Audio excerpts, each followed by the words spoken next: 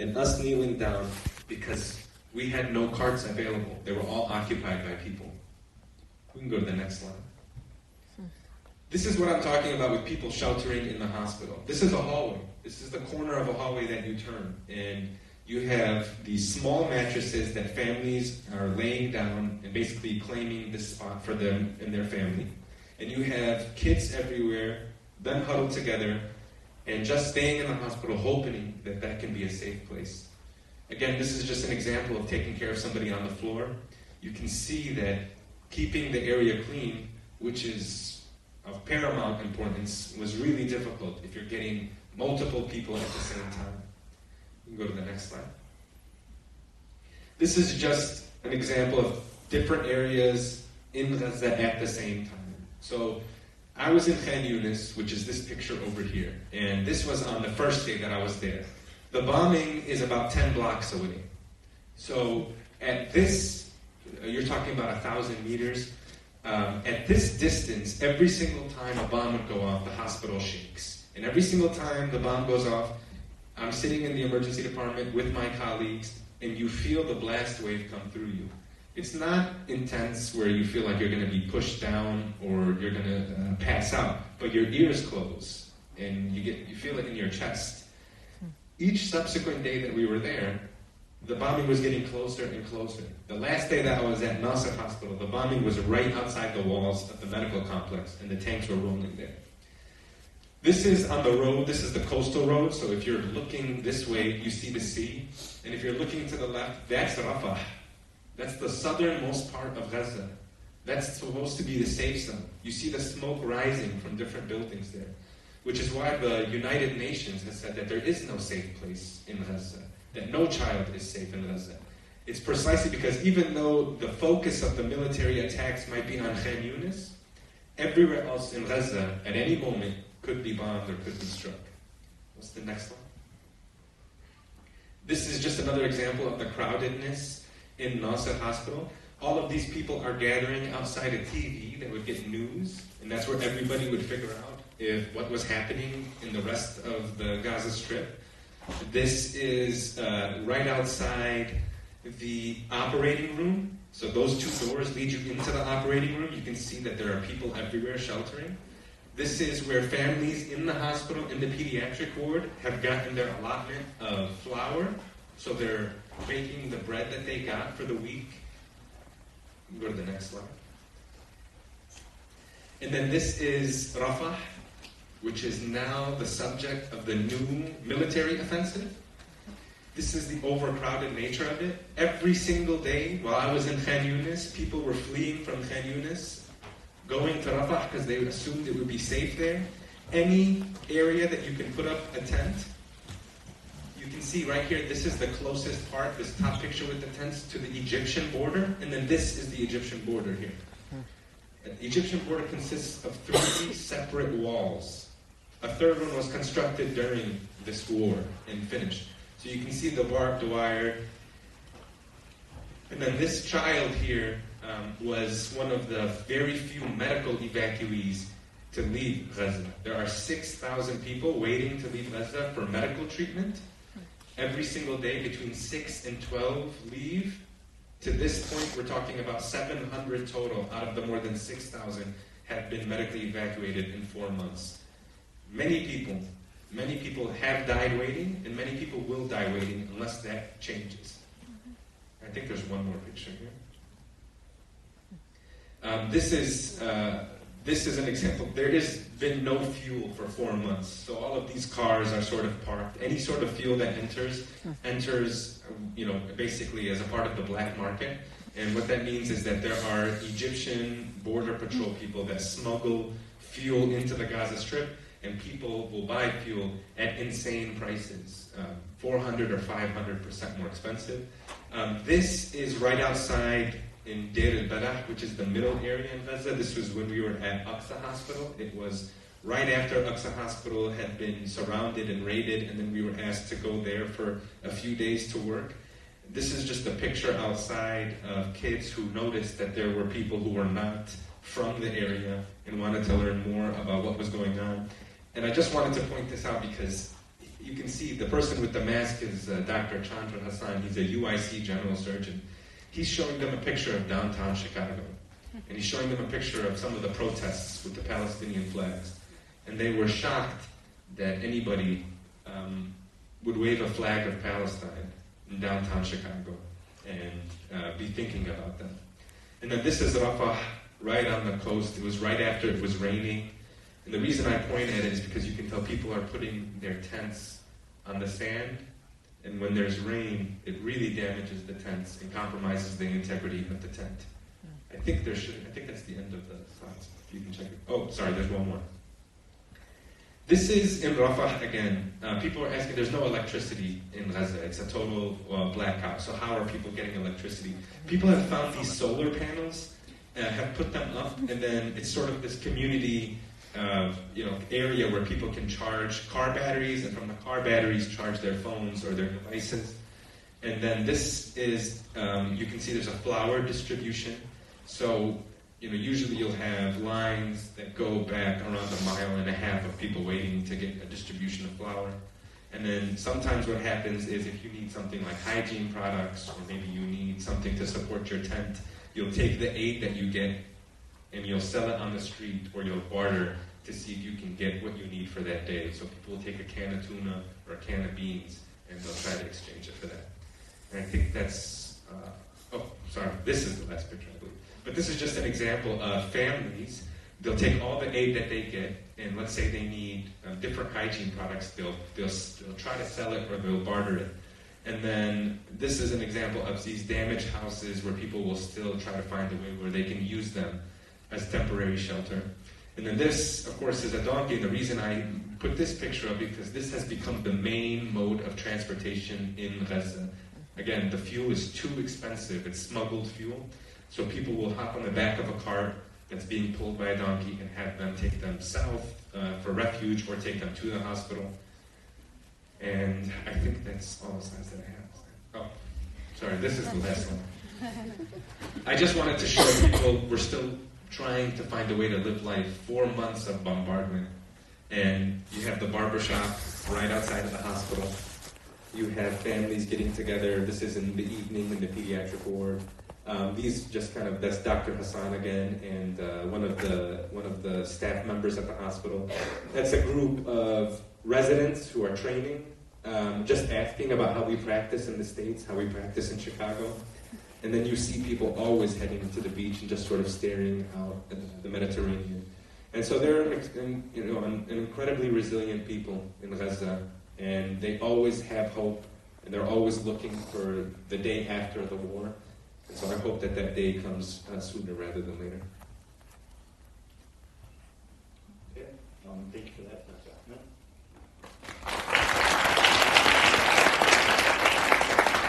So we're going to start with some questions that we have, and then for the audience, if you guys have any questions, feel free to DM us on SJP Venue, and we'll get to that segment. We'll read from that pool of questions.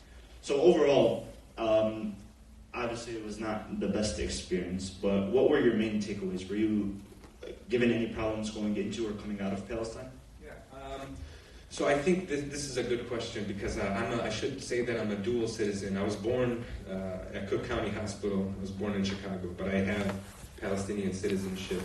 And as we were entering, we had gotten notice from the World Health Organization that I was not going to be allowed to enter. That essentially, I may be able to get in, but the reason that they didn't want me to go in is because I would not be able to get out, and that there were going to be some restrictions because not only am I a Palestinian citizen, but my number on my ID card is from the West Bank. So we didn't know what to make of that, and to be honest with you, I got to Cairo, and we had been waiting for months to get in. I was not gonna make that decision to turn back, especially as you're heading to Rafah and you see the countless amount of trucks, and you get closer, you can hear the airstrikes. I made the decision to go in. I will say I had tried to extend my stay. I'd been there for 3 weeks. I wanted to make it at least a month, and I had applied to get out, and I was told that I should focus on getting out period. Like I'm not going to be allowed to apply for permission, and that I should try to leave as soon as possible. And I had spoken to Senator Duckworth, Senator Durbin, Congressman Caston, all Illinois representatives. I had spoken to the State Department, I had spoken to the embassy, and they all told me the same thing. They said, you're not approved to leave the Gaza Strip. And that they were going to work on trying to get me out. And this is a week before I was scheduled to leave. And they said, we're working on it. And the day before we're supposed to go to the border, this is the whole group. I mean, we're talking about 40 people. The day before I'm supposed to leave, I get a call at 11:30 at night, actually a text, not a call, from the State Department. And it said, couldn't get you on the list tomorrow. Go to the border and see what happens anyway. And the reason I bring that up is because there's still a second way that I could have gotten out. I could go to the border and I could bribe the Egyptian Border Patrol. And at the time, the going rate to pay to leave Egypt was $12,000 US. And, I didn't have the $12,000 US on me, but can you imagine a person in Gaza who needs to leave, maybe somebody who couldn't evacuate as a patient and desperately wanted to get out? Where are they going to find $12,000 US? Even if you had it in a bank account, the banks are not allowing you to withdraw money. They would allow them to withdraw 200 shekels a day, which is, at that time, probably $50, $60. So I was able to get out because I had the backing of the United States government and the World Health Organization, and we forced it. But I think it gives you an idea of people in Gaza who don't have a U.S. citizenship. They're trapped in there. So you were obviously very determined to go to Gaza. What was the situation like with your family beforehand? It was easier than I think people would expect because I just lied to them. I just said I'm going to be at the border and I'm not going to be anywhere near any sort of conflict zone. So when we had arrived, they said, and I had known this, that you need to go to Khan Yunis. And Khan Yunis is still technically in the south, but it was under heavy and intense bombardment. And they said you stay at the hospital, and that we would keep you there as long as we could keep you safe. And I remember around the second week when I was there for the longest time that telecommunications were down in Gaza. 8 straight days, not a single bar in terms of the signal. You couldn't connect to the internet. You can't communicate with anybody, which is not only extremely inconvenient, it's a public health nightmare because you cannot communicate with any international aid organizations about what you need in the hospital. You can't communicate with specialists who are not staying in the hospital. You can't communicate with anybody. And then the doctors and the nurses who had families in the camps, they couldn't communicate with them to let them know that they're safe and to find out if their family was safe. So for 8 days, I couldn't communicate with anybody in my family, and so I couldn't imagine what they were dealing with. But it got to the point where one of the nights I could hear the tanks rolling outside, and I didn't know what I was hearing. You can just hear the machine of the tank sort of rolling through, and I said, "What is that noise?" Because we were accustomed to so many different sounds of war. You could hear the drone 24/7. In fact, in Gaza they call it the zanana because of the noise the drone makes. It's so disturbing and irritating. It's like a zzz, non-stop, and it's just rolling around. And they're multiple. And you can hear the F-35 when it comes. It's like this, this sort of aircraft noise. It's almost like, multiple planes taking off from O'Hara Midway. You could hear this new device called the quadcopter. It was a drone that had AR-15s. But I had not heard the tank so close. And the doctors there said, yeah, that's a tank. And then they showed me, when I looked outside of the window, they said, it's right there. It's right outside of the complex. And I could see the tank rolling over the cemetery. And the tank shelling is this just weird sort of noise that comes out of the tank. It's just bombing everything in front of it, but it's very close to the ground. And so, you just kind of hear that taking place. And it was so close that you were hearing the tank shelling, you were hearing the exchange of gunfire, you were hearing the airstrikes, and you felt like the windows of the hospital were going to break. We had shrapnel fly through the emergency department. we felt the building shaking. I mean, it was super intense, and at that point I was just thinking, this might be it. I might be killed in this process. And I said, man, I think my mom and my wife and my sister will never forgive me because I lied to them. I told them it would be fine. And then I thought, what about my coworkers who for 4 months had been working not just in Nasser Hospital, they had worked in Shifa before that, in Al-Rantisi, in Al-Auda, in Kamal Adwan, all these other hospitals that had been raided. I mean, they had been going through this multiple times, traumatized multiple times. It was really a surreal experience because, I think I started to understand what all those numbers meant and what the displacement meant and what it meant to just truly try to practice medicine while being under attack.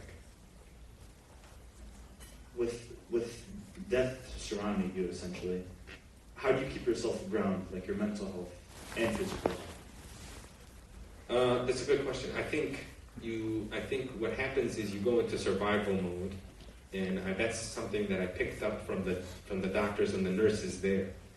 I mean, they are serious. Like right now, Nasser Hospital it's a total war zone. I spoke to the surgeon this morning, and 3 people had tried to leave because they were told to evacuate the hospital. And all 3 of those people were shot by a sniper, one of whom the surgeon operated. And he was telling me in a voice note, he said, I don't understand. They're telling us to leave, but we can't cross and leave the hospital compound. We are totally overwhelmed because no aid has come to the hospital at all in the last 2.5 weeks. He said, at this point, it's just going to become a building, and all of these people here, the 350 patients, are going to die. And I thought about him a lot because this is somebody who I had worked with, and he had been in the hospital for 120 days, 131 days. His house had been bombed. He had lost family members, and I know he hasn't had a chance to think about everything. I know he hasn't had a chance to process it.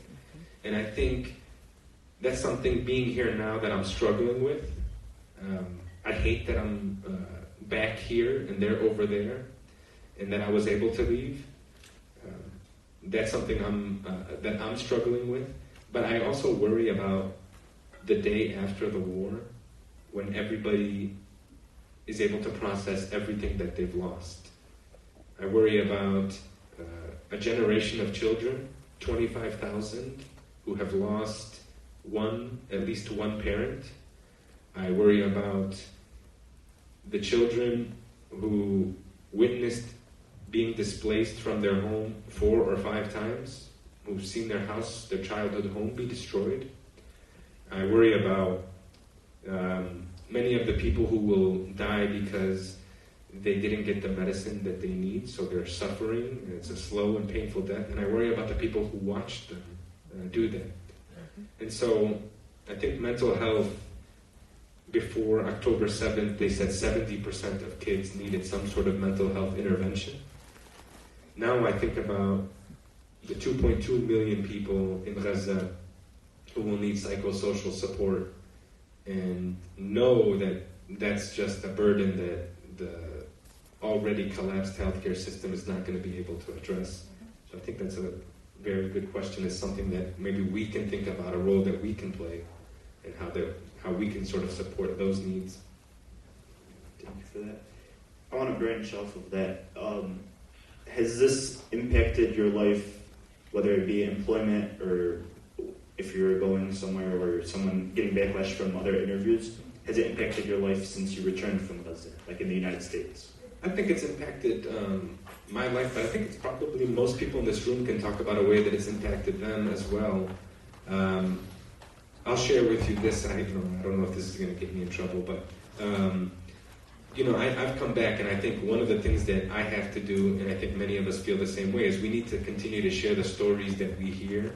I think so many people who are paying attention to what's happening in Gaza, they are seeing the intimate details, whether it's on social media, you see the stories of individual people and you want to relay that story. There's been so much effort to dehumanize the Palestinian people, whether it's questioning the death toll or suggesting that they brought it on themselves, this humanitarian catastrophe, the worst humanitarian crisis since World War II. And I think the way to counter that is to at least try to push their stories and their voices out. But I remember coming back and AJ Plus wanted to hear about what was happening, and they asked if they could film me at the hospital that I work in. And I had been told no. I mean, they have a public affairs person, and they said, it's not related to the hospital, so we prefer a film crew not to be there, which I understood. I said, that's fine. That's totally your prerogative. I don't have an issue with that. And then there is an administrative figure who I was speaking to, and he said, it'd probably be good if you're going to do interviews, I would suggest not saying where you work. Just say you're a Southside ER doctor. And I just was like, this makes no sense. This is literally the most pressing issue facing humanity right now. It's consensus amongst the international humanitarian community. This is wrong, what's happening to everyday people in Gaza. They're suffering, they're dying, and everybody has failed them. And to just be thinking about, hey, how can we make sure that our corporation or our business is not going to be involved in this political situation? I think I've experienced that multiple times, not only with my job, with the professional societies that I belong to. So whether that's the American College of Emergency Physicians or the Illinois College of Emergency Physicians. And so I feel the pushback. All of us who are going to try to do something and support it will be labeled in a certain way. People will try to silence you. I think we push through that. I think we continue to try to build bridges and coalitions. I think we don't allow them to make this a political conversation. It's not a political conversation. Right now, there are people that are dying, and we want to stop the dying. Have the political conversation after we can stop the dying. It doesn't make sense. I mean, I guess maybe that's just an ER doctor thinking about it. If somebody's bleeding, I'm not going to ask them, do you have insurance? I'm not going to ask them, why are you bleeding? Or what happened? I'm going to try to stop the bleeding first, and I'll figure everything out later. And the fact that we can't do that for the Palestinians in Gaza who are literally bleeding, I think that's something that doesn't sit well with anybody here, but I think adding the fact that there is this pushback is something that I'm concerned about, of course, and I think many people have had to sacrifice a lot. I know many people who have had job offers taken away and have been silenced on campuses, have been exposed. I don't even know if exposed is the right word. So, yeah, I think we all can sort of understand the challenges ahead of us. To touch on the silencing part, have any main news outlets reached out to you, or news media? Since I've been back, no mainstream media. I was able to talk to local papers. I was able to do an hour-long interview yesterday with the Majority Report with Sam Cedar. It's like a progressive podcast, Democracy Now! But these are great news programs that are not mainstream media. There was this, and the reason I bring that up is because, again, in our effort to sort of bring a face and a voice to people, I remember an article that was published that refused to use the word children. I think it was, it was a newspaper, a national newspaper. I don't want to say, because I don't want to get the wrong one and put somebody else under the spot, but you can probably Google this. But they used the word minors, 11,000 dead minors. Well, no, I mean, why are we trying to avoid using the word kids and children? Because it evokes emotion. We should. 11,000 killed kids, it should evoke emotion. It should make you upset. It should frustrate you. Even if you don't know what's going on, you know that that's not right. Even if you have no connection, or can't put on the map where Gaza is, that should bother you. Thank you. I think we'll do one more question, then open it up to the audience. So overall, I know you've touched on this. What are your main takeaways, and what do you suggest for students, people here in the United States who may feel helpless, and what can we do to help benefit? You've been on the ground in Gaza, you've seen what they need, you've spoken and interacted with the people in Gaza. What do you suggest that we do to help? I'll share 3 stories, and these really were the takeaways for me in terms of the scale of the devastation that people have had to deal with. The first one is a story that is pretty famous, but I was able to visit the area where this incident took place. There is a girl who's 12 years old whose name is Dunya Abu Muhsin. Dunya miraculously survived her house being bombed. Her leg was traumatically amputated. She made it to Nasser Hospital, where she was recovering. She lost her mom, she lost her dad, she lost her siblings, and she was recovering in the hospital. And Dunya, 2 weeks after her family was killed, an Israeli tank shell bursted through the window of her room, did not explode, but hit her, and she died on impact. And she's famous because she had done an interview a week before she was killed. And she said, I want to be a doctor. I want to help people. I hope I can get a prosthetic leg so that I can walk and go to medical school, become a doctor. And she said she misses her parents, but she knows that she wants to help people who suffered like she did. And I went to visit the room where she was killed, and I saw the damage on the wall, and I saw where she had been sleeping. And they leave that bed now empty, even though the hospital's crowded, just to honor her memory. But I spoke to the nurse that was taking care of her, and then she said, her last few days she had become really depressed. She had started to notice the absence of her family. She had started to notice, her mom and dad missing. And so she was wishing for death. She had told me that in Arabic. And I said, at that moment, of course I didn't know what to say. But that's what we have reduced childhood to in Gaza. That's why the United Nations said that Gaza is the most dangerous place in the world to be a kid. And that's how it looked for a regular kid who had hopes and aspirations. And that, to me, was one of the things that really sunk in. Is just watching kids who are underneath this sort of attack and this war. I watched kids in the hospital playing Ring Around the Rosie, and then I watched those same kids terrified to death when the hospital was under attack and having to leave in the middle of the night with no shoes on, walking to Rafah, which is 5 miles away, in the cold night. And I thought, this is what we have reduced childhood to in Gaza. This is the childhood experience of a kid in Gaza. The second story I want to mention is there was this family who had brought in their son. He was around 21 years old, and he had been hit. A building next to him had been bombed, and shrapnel came and had hit him. And the way shrapnel flies is you can't really tell how bad the injury is because it's so small, but it goes everywhere. So his whole body was sprayed with shrapnel, but he looked okay.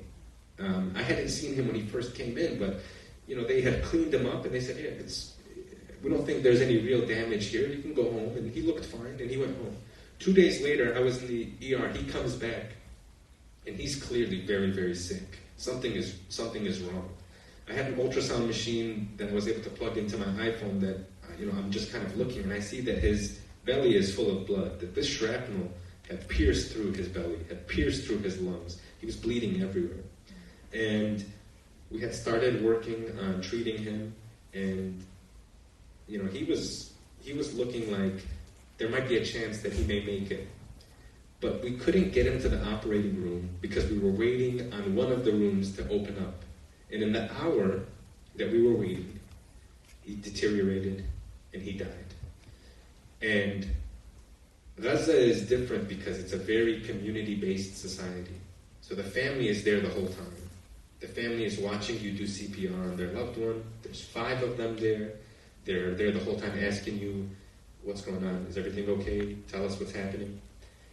And so he had died, and they're all watching, and they can see. I had looked up at them and I said, we say in Arabic, I'll say Allah yarham, inna lillahi wa inna ilayhi raji'un, which is, may God have mercy on his soul. To God we belong and to God we return. It's sort of the customary saying, especially from Muslim people, when somebody passes away. And so the family, of course, they were devastated. I remember them intensely crying. And then I remember they brought their blanket from their house. They wrapped up their son. They took him and they buried him. And they went back to their tent outside of the hospital. This is a life-shattering thing that just happened to this family. This is something that changes you forever. If anybody has ever lost somebody, you know that. It just changes who you are. And then I thought they had to go back and then think about where the next meal was going to come from. Think about if it was going to be safe any longer there in Khan Yunis. And then I know that same family had to go to Rafah and find a place to pitch their tent and stay. And now I know Rafah is going to be bombed and be attacked. And so I thought, it's never ending. Somebody had said this, I can't remember, but there is no such thing as PTSD in Gaza. It's just ongoing traumatic stress disorder. There's no post. When is the post going to happen? And then the final story that really stuck out to me, this is a story of resilience. This is something why I know the people of Gaza have made it to 4 months of an attack on life and not turned on each other and still had hope for the day after. I spoke to one of the ICU nurses. We were sitting, and every night he would come and he'd knock on my door and he'd say, we're having dinner together. And dinner is, everybody would get a can of beans, and you'd get some bread, and then on Fridays, sometimes you get a can of tuna. And what the ICU nurses would do is they would congregate and they would have a community of food that they would have together. And they'd share it together and they would break bread like a family. And so he would invite me every night and they would insist that I was the first person that would eat and that I would eat until I was full. And they would keep handing me bread that was in short supply. And they said, we are still living with a tremendous amount of blessings. But before the war, we did not realize the blessings that we were living in. And I thought, I had been to Gaza before. Gaza is a beautiful place, but it has its challenges. He said, before the war, I used to complain that I get 60% of my salary because nobody would be able to get 100% of their salary. It was always reduced because of the poverty. He said, before the war, I would complain that we only had 12 hours of electricity because Gaza operates at an energy deficit. So 12 hours of the day is blackout, 12 hours you get electricity.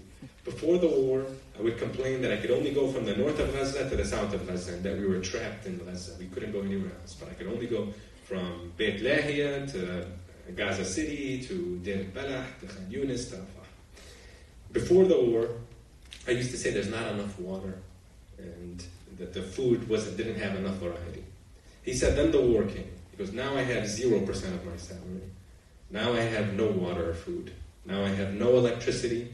And now I can only stay confined to Khan Yunis and Rafah. I can't go anywhere else. After the war, I will be eternally grateful for being able to have those things that I had before the war. And I was just amazed that this person who had been displaced, whose house had been bombed, who lost his home, still had that sort of hope for the future, still was working towards building a better life. And I think he was exactly what the people of Gaza are, that sort of resilience, that patience that they have. And that's not to say that everything will be fine and these people will endure it. That's not the point. The point is, we have allowed it to get this bad and they're still being patient. We have to do more so that we don't keep pushing them to their limit. That we don't see what it's like when somebody like that loses that resilience. Thank you for that. I think we'll open it up to the audience. I mentioned before, if you have a question, DM it to us at SJP Benyu. We're in a little bit of a time crunch, so we'll try to get through these.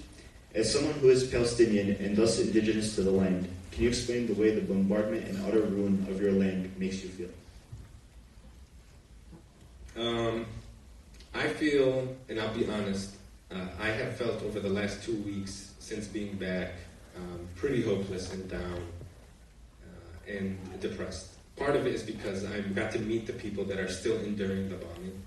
Part of it is that I feel that there is no will or motivation from the rest of the world to stop what's happening. And I feel that I'm watching an entire people disappear, and their land and their history disappear. I've seen and spoken to people who talk about the generations of families that have been wiped out. 70% of the homes have been damaged or destroyed. Nobody is going to school. The shelters are 4 times over capacity. The West Bank has had its deadliest year since 2000. Everything is going wrong for the people of Palestine and the Palestinian people. And I think that when I see, to be honest, when I come to events like these, that kind of gives me the energy to keep moving forward when I see that there are people still alive despite it being over 130 days, who are still trying to make a difference, who are still getting together and are still trying to hear about what's happening and how to make something change. And so I think we'll go in one of 2 directions from here. Either everything will go, and everybody will be worse off in Gaza or West Bank, or all of us will be able to achieve the dream of being or having the opportunity to have our homeland, to have our dignity, to have our kids be able to have dreams and fulfill those dreams and realize those dreams. And so I think, to me, I don't know what's going to happen, but I know that I'm going to work towards that second goal as hard as I can in any way that I can. Thank you for that. One other question is, were you interrogated when you came back by TSA or anything of that nature? No. So actually, if anybody knows, there's something called the Quad S that you can get on your ticket. So, it's a secondary special screening selected, or whatever it is, selected secondary special screening. So it's SSSS that they put on your boarding pass. And so I always get this, after coming back from the earthquake in Turkey, or, in the refugee camps in Jordan, I always get this on my card. And what happens is I land in O'Hare, and you get pulled off to the side, and then you get some guy who starts asking you a million questions, wants all of your information, goes through your laptop and your phone. This time I got it printed on my Turkish Airlines boarding pass, and I was pretty upset. And the reason I mention this story is because I want everybody to be aware of this. I was with Dr. Zah Sahlul, he's the president of Med Global. He looked at it, he said, I got you.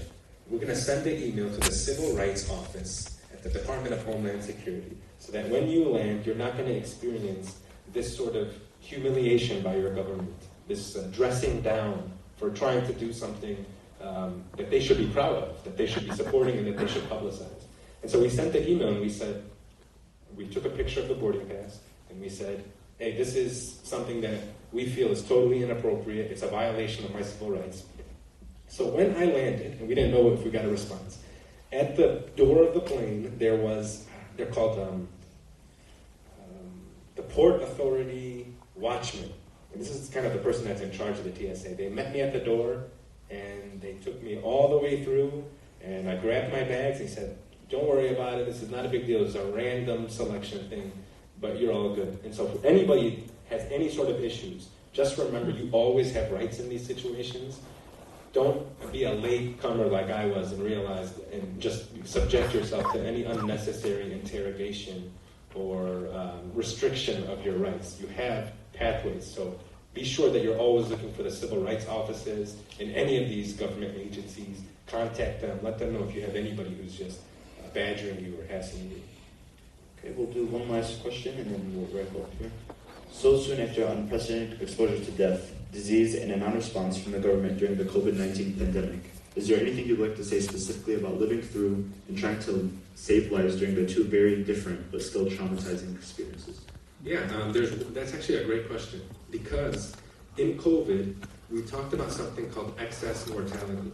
My hospital during COVID had the busiest ICU of COVID patients. And what we talked about is if all of our ventilators are occupied by people, all of our beds are full, how many people are going to unnecessarily die? Excess mortality. How many people will not survive because the healthcare system couldn't respond to the pandemic? And that concept is exactly why the World Health Organization has said that they expect in Gaza that this excess mortality, people unnecessarily dying, if things were just normal and capacity was able to handle what's happening, they think more people will die unnecessarily than people who have been killed in the war. So think about that for a second. That's over 35,000 people who have been killed in this war, if you include the people who are still trapped beneath the rubble, who have not been rescued yet or have not been retrieved. More people will die because of communicable diseases, because of chronic diseases that are getting worse, or because of any other issue that may occur and they're not able to get the treatment that they need. The excess mortality number in Gaza is, once this is over and the dust settles and we really start looking into that, is going to be astronomically and tragically high. And I think that's one of the things that at least, I think COVID-19 opened our eyes to that, and it's going to allow us to really understand the scale and the tragedy of what's happening in Gaza. Okay, we have time for one more question. Which airports did you fly to? That's a good question. So I left O'Hare and went to Cairo because the only way to get into Gaza right now is through the Rafah border. And so you go to Cairo, you then from Cairo go for 7 hours through the Sinai to Rafah, which is the border between Egypt and Palestine, Gaza. And I mentioned the trucks, so I'll just say one thing just so everybody understands. Before the war, in order for Gaza to sustain itself, 500 trucks of aid enter every day. Fuel, water, medicine, food.